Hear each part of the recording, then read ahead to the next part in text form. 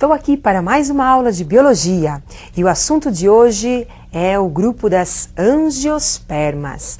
Vocês sabem, angiospermas é aquele vegetal que apresenta as características mais evoluídas de todas as demais plantas.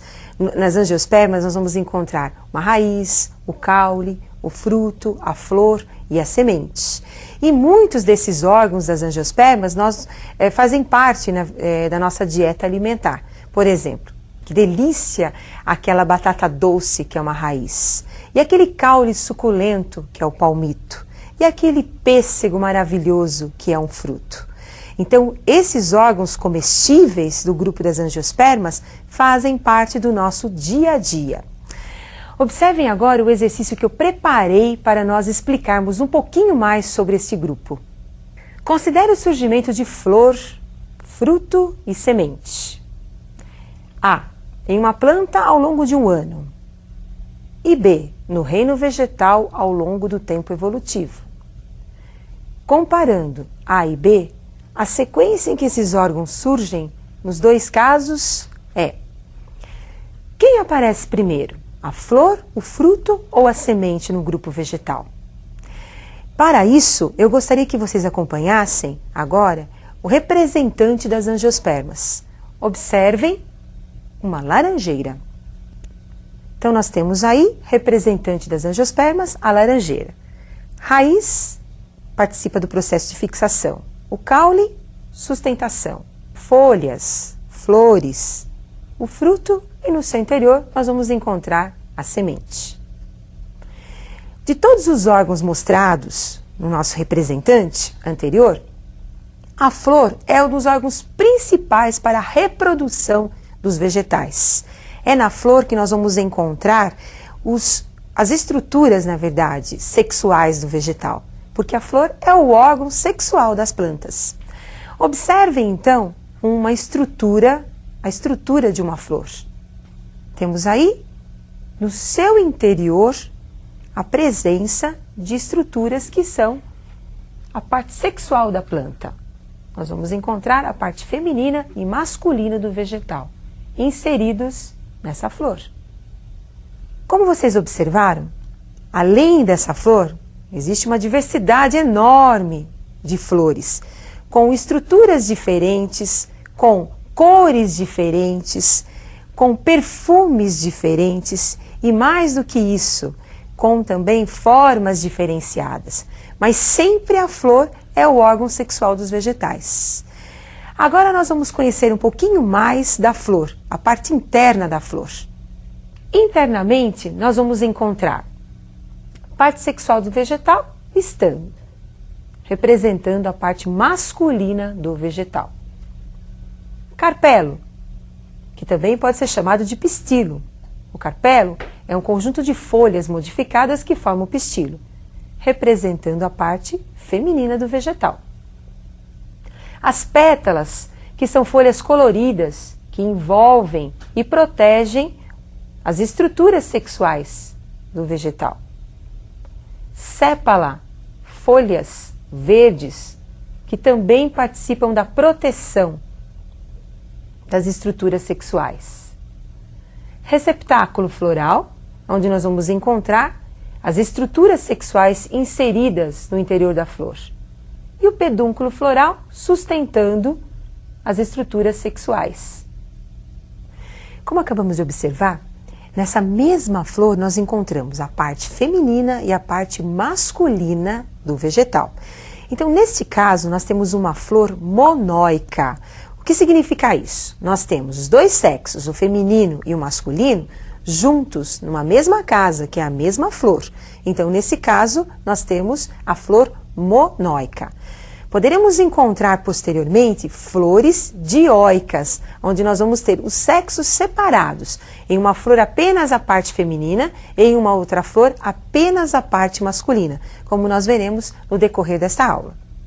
Agora, como é que as plantas realizam o seu processo de fecundação? Então, acompanhe agora a formação dos gametas femininos e masculinos. Então, nós temos nessa flor a presença da antera. A antera mais o filete corresponde à estrutura masculina do vegetal, que nós chamamos de estame. É na antera, nessa bolsa sustentada pelo filete, que ocorre a produção de grãos de pólen. Em seguida, vocês estão observando agora o estilete, que serve para a ligação do estigma até o ovário. O ovário, essa porção mais dilatada, no seu interior nós encontramos o óvulo dos vegetais. E é no seu interior que nós vamos ter o gameta feminino sendo produzido. Observem agora os grãos de pólen. Esses grãos de pólen foram produzidos pela antera, caem na região pegajosa do estigma e ocorre o crescimento de um tubo até atingir o óvulo. Essa região do óvulo, envolvendo o óvulo, nós temos aí as membranas que permite a entrada do gameta masculino.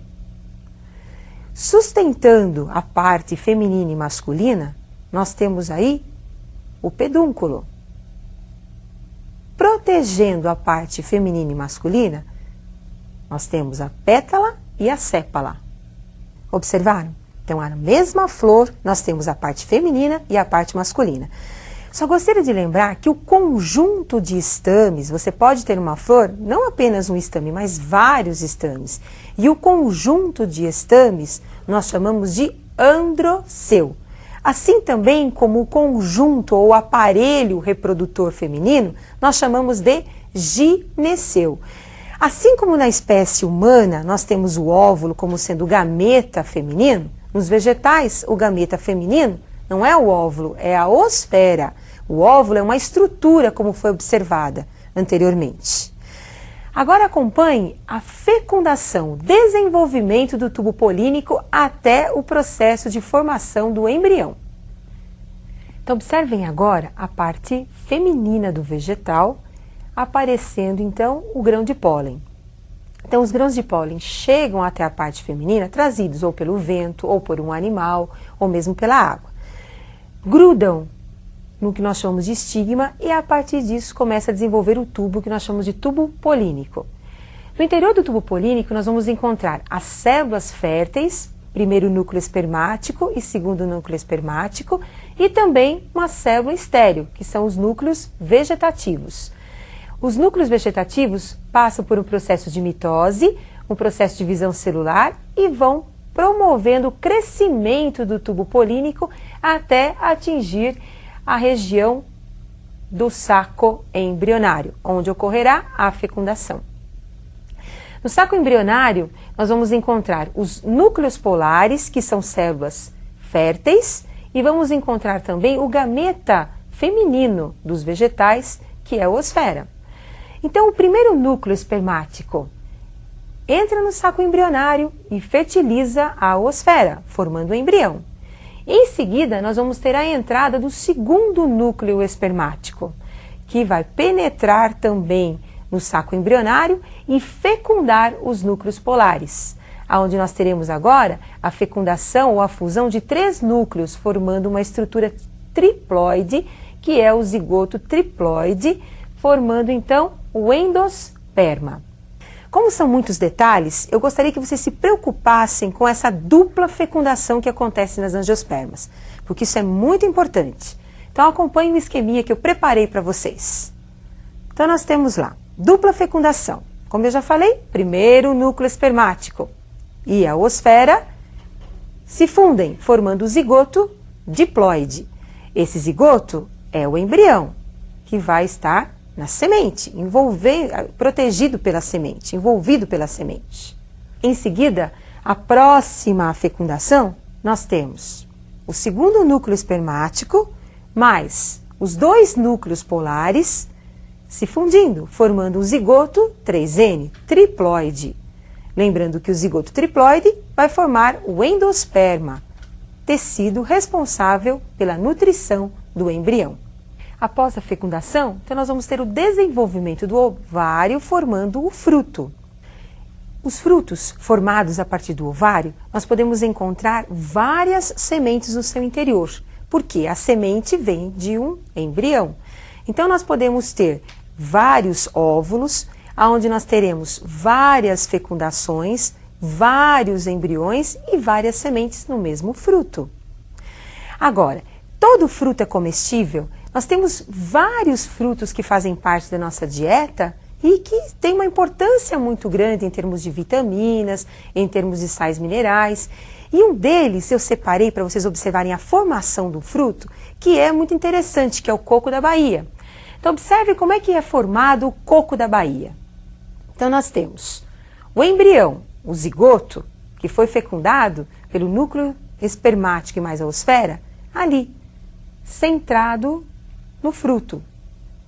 Temos toda essa porção interna, que é o endosperma, e a água que vai proteger aí o embrião juntamente com o endosperma. Então, a parte comestível do coco da Bahia é o endosperma, uma região rica em nutrientes. E agora nós vamos para a resolução do exercício. Observem comigo agora como é que ficou a resposta do exercício inicial. Então, quem apareceu primeiro? Durante o ano, no vegetal, quem aparece primeiro é a flor. Em seguida, simultaneamente aparecem o fruto e a semente. Lembrando que a semente, a origem é a partir da fecundação do óvulo.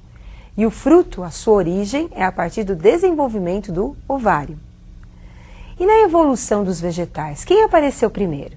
Então, nós temos o aparecimento da semente, em seguida a flor e, posteriormente, o fruto. Então, nós vimos que o fruto é um órgão muito importante dentro dos angiospermas e que está presente apenas nesse grupo.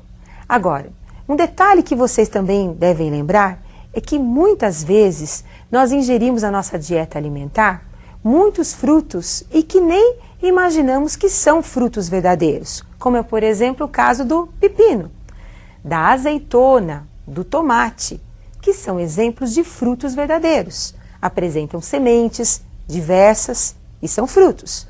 Mas no caso da maçã, você imagina que está comendo a maçã, aquela parte branca, comestível da maçã. Mas na verdade você está ingerindo um pseudo-fruto da maçã. Porque o fruto verdadeiro é aquela parte mais escura, que fica na região interna da maçã. E é lá que nós vamos encontrar a semente. Lembrando que a semente envolve sempre o embrião. Bom, espero que vocês tenham aprendido um pouquinho sobre as características principais das angiospermas e também da fecundação. Lembrando sempre da importância dos frutos na nossa dieta alimentar. E eu aguardo vocês para a nossa próxima aula.